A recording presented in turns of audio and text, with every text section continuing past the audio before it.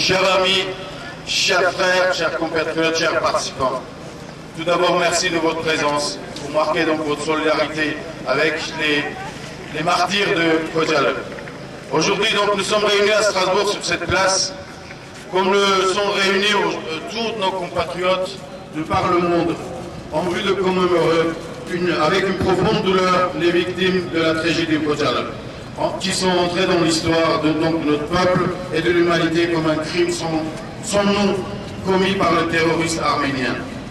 En effet, donc le 26 février 1992, les forces armées arméniennes dotées de l'arme et du matériel le plus moderne, soutenues par le 366e régiment motorisé de l'ancienne armée soviétique, donc à cette date c'était l'armée russe, ont rasé la ville azerbaïdjanaise de Kojalo et ont massacré des centaines d'habitants innocents.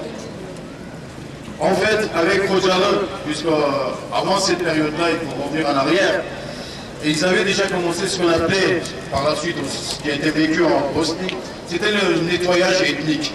Ils ont tout d'abord commencé par chasser d'Arménie les près de 300 000 Azerbaïdjanais qui ont été chassés de là-bas, et après ils ont commencé leur politique donc sur Karabakh.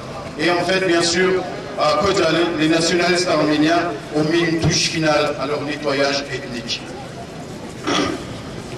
Cependant, il faut noter que dans la tragédie de Kojalo, nous sommes en présence de la responsabilité de l'administration russe de l'époque qui a permis cette stratégie et n'a rien fait pour sauver la ville et ses habitants encerclés. Nous n'oublions pas la responsabilité des Russes, sans l'aide desquels les Arméniens seuls n'auraient pas osé entreprendre de tels massacres. Cela ne diminue en rien leurs crimes. C'est juste pour rappeler que sans l'appui des Russes, ils n'avaient aucune force. Malheureusement, bien que informés de ce qui se passait à Kojalo, dès les premiers jours par les journalistes occidentaux, l'opinion mondiale est restée également indifférente à cette tragédie atroce qui se déroulait sous leurs yeux.